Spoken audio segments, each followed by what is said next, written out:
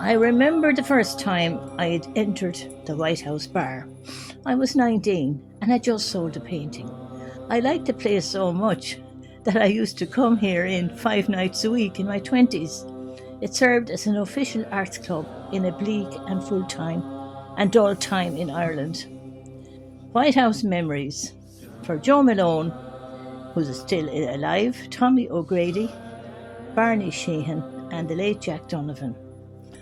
Before UL and LIT, before our university, before the art centres paid and free, we had the confraternity and the White House bar. This is going back now to about 1968 or so.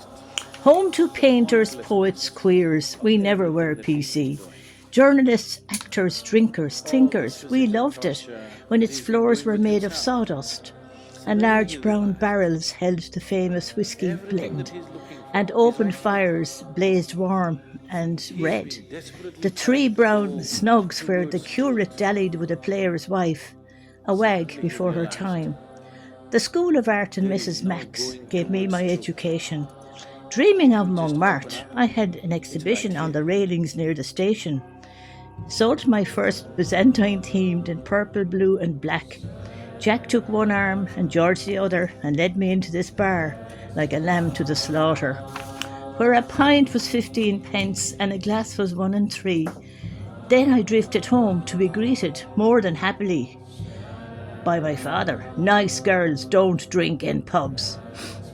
Didn't stop me though. There I met Kitty Breeden, who sold shoes by day and in the bar at night held sway. In tweeds she billowed smoke from her sweet Afton's holder, and every Friday took us walking to Galogue along the banks of the canal, and a taxi home if we were flush.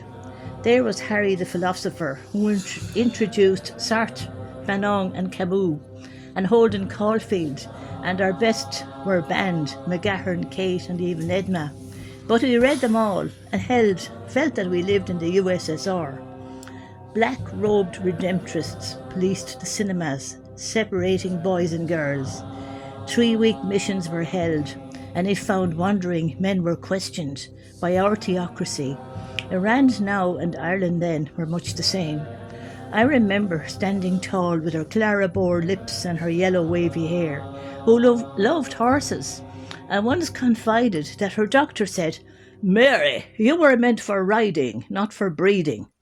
Seamus O'Canada, the raggy Gaelgeoir, who wrote a column in The Leader, Imma Scribble Fain, and poked fun at the bourgeoisie and gave them nicknames to their chagrin, not forgetting William English, who answered to the name of God and worked in the asylum.